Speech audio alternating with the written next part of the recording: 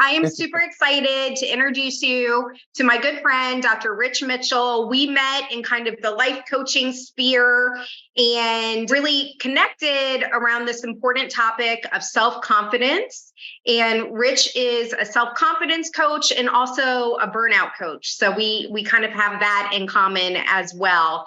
We collaborated on a project. So I wanted to come on here and introduce you to Rich and ask Rich some questions around self-confidence, really pertaining to our children. And that's no matter how old these children are. So we're sort of focusing on high school and above, all the way up to like around age 30. So Rich, welcome. Thanks for joining me today. Yeah, thanks for having me. It's good to finally collaborate and see this conversations come to light.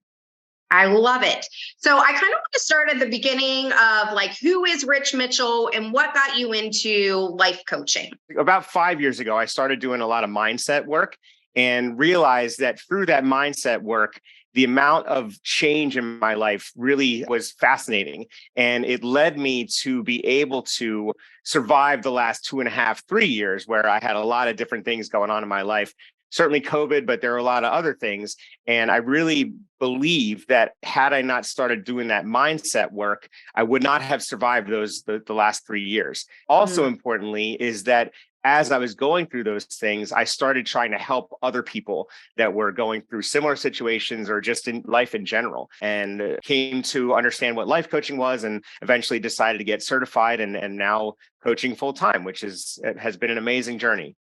That's awesome. And what drew you to this age group of working with kids? I'm a retired educator, and through my entire educational career, I worked with high school students, middle school and high school students, but mostly high school students. Further back when I was in the Army, I also worked with younger kids that were out of high school, but ultimately that's an age group that I really understand because I was with them as sort of an outsider from the family. So very much inside in terms of working with kids in the English classroom. I was an English teacher and I was able to help them with writing, and through their writing journeys, able to help them get into college and help them really understand what life was like, what life could be like if they were to find their own path and have the self-confidence to do so. So that's really how I landed on not only this age group, but also self-confidence in specific. I love that. And do you find that this age group, let's just say like high school, college age students, that self-confidence, have you seen any trends, I guess, with self-confidence through the years? Is this, or has it always been sort of an area where you feel kids needed a little extra help? Yes, they need a lot of extra help. And the reason I say that is because we don't teach self-confidence. I have a lot of thoughts about the educational system and how it works or how it doesn't work. And I bet. the two classes that I think should be required, should be, as a base understanding of life, are personal finance, which we don't have, and self-confidence. Knowing what I saw from 9th to 12th grade, and then in my last position from 6th to 8th grade, kids not only don't have self-confidence, but they sort of feed off of each other in that lack of self-confidence. So there's a sense of like, I don't have self-confidence, so I'm going to boost myself through other people. And that's where you get kind of the bullying and things like that. But in the main classroom on an individual basis, there's so many kids that just don't feel worthy of whatever it is they're trying to do. So like I said, as an English teacher, I taught advanced placement English for, I think, like 10 years.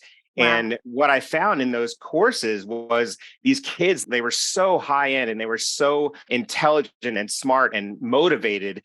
And they were really trying to, advance into a high end college. But when you sat them down one-to-one, they were like, I have nothing to give. It's not worth it for me to go. They're never going to take me, that sort of thing. And when you see that across the board, it's really sad, but it's also an opportunity for me to help a student really come to terms with and come alive with the things that they've done. So in particular, I was able to help. I did a lot of work with the college essay, and I also have a course on that. But the college essay was something that, it was basically like a resume for someone who's in the, 25 to 30 range, and really understanding like, you've got to write all this stuff down so that you can tell the college that you're applying to, what you can do and how well you do it. And kids don't have that self-confidence to even put themselves out there as having accomplished so much.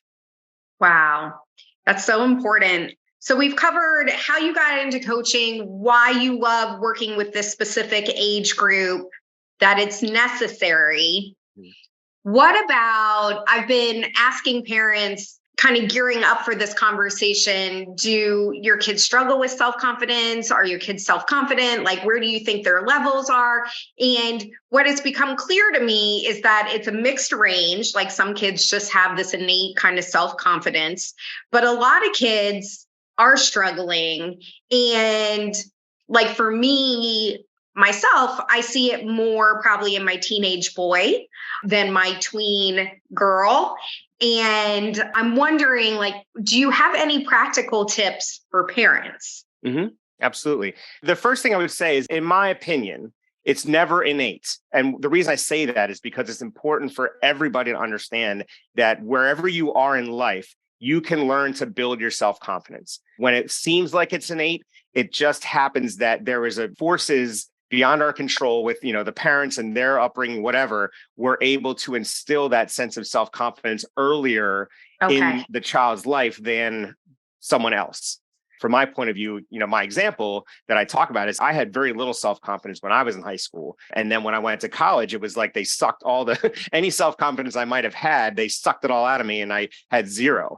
So I really started building my self-confidence when I was about 45, when I started doing that mindset work. So that's the first thing that I would say, is that you can always build the self-confidence. And the next part, you asked me about like how parents can help their children. Is that correct? Yeah, like if you had any practical tips. I know we have some parents tuning in that were like, "Oh yeah, no, I need to hear Rich and what he has to say." Right. So as parents, especially of teenagers, it is really difficult for this conversation to happen. So my job is to take that argument off the table. And what I mean by that, as a parent, it's really difficult for you to go to your child and say, "Hey, you really don't have any self-confidence." So there's a lot of finesse with that you have to be able to, to help your child into that. So ways that you can do that are to really shine a light on the things that your child is doing well, without them knowing that you're really trying to help boost their self-confidence, but just saying like, "Hey, that was really cool that you did that," or "Hey, what is it that you're doing, in class," and really paying attention to their grades and things like that. Another important element of this is their teachers. So if you go to a teacher and talk about what the child's doing well and really understanding what's happening in class, you can encourage the teacher to say, "Hey, you're really getting good at this. You're really writing well," or "You really had a great discussion in class," or "What's going on outside of class." Ultimately, it's really important to, like, as a parent, to kind of be able to guide that conversation without going directly at the child. Like I said, it's a finesse thing, but when you understand that, any parent knows when you ask a child to do something, you're almost automatically going to get the no. But when they have a teacher come to them, or they have a coach or someone like that come to them and say, "Hey, you're doing a really good job with this," you can start to boost their self-confidence, and you can start to feel for what they're struggling with in terms of their self-confidence. The other element to this that I think is really important is that when you're coming to a place where the child needs more self-confidence, and I'll go into the college admissions essay or AP test, the best way or really good way to do it is to have a reason why you need the self-confidence, right? So if you're going into an essay, if you're going into a college application process, that's when you can say, "Hey, listen, I know that this is a lot. I know that, we're really all trying to work together toward this as a family.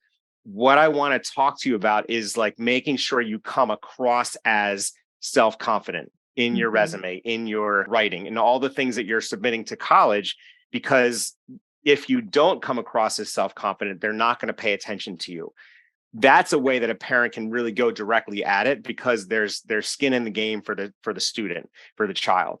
And as I teach in the course, you have to have a reason to want to build your self-confidence. So whether it's you're applying to college, or whether you're applying to a job, when you're 22 or 25 or whatever, you have to have a reason to say, "You know what, I need self-confidence in order to succeed at this thing." Self-confidence is going to build itself up in all the other areas, but when you have a specific thing that you're trying to build self-confidence towards, it's a lot more effective and a lot quicker that you can build your self-confidence in that realm. I love that. And so you touched on two things that I just want to hit on. One is we focused a lot kind of on the high school age and boosting that self-confidence. And then college, I think when I struggled with my self-confidence was probably when I graduated from college and not exactly knowing what I should do. And so I moved home. And then, my journey began. But I think a lot of students probably move home after college and are feeling a little bit lost. Can you talk about how you can help that group of kids, young adults? Yeah, absolutely. So I think the most important part of helping a child in that situation is you got to kind of give them a little leeway to try to come to terms with what it is that they're actually doing.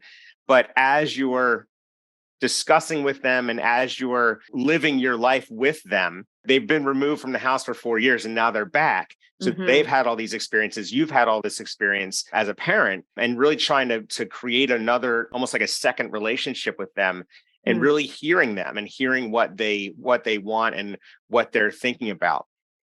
But again, the biggest thing with, I think, is even probably more so with someone who comes back home and is not really willing or wanting to hear it from their parents, you really have to kind of take a step back, because you can help them into further retreating away from life that they're coming into. And that's where I come in with our course, is that, my job and life coaching's job is to really take the argument off of the parents' hands, help the parent to not have to say, like, you need to get out there, you need to, you only have, we're not putting up with this, all these kind of things that, that argument that really doesn't work and is unhelpful to everybody and unhealthy for everybody, and trying to help them understand from my point of view and from an outsider's point of view, what they actually can do with their lives and what they have ahead of them, which is a great thing, so that they can start living their lives the way that they want to live.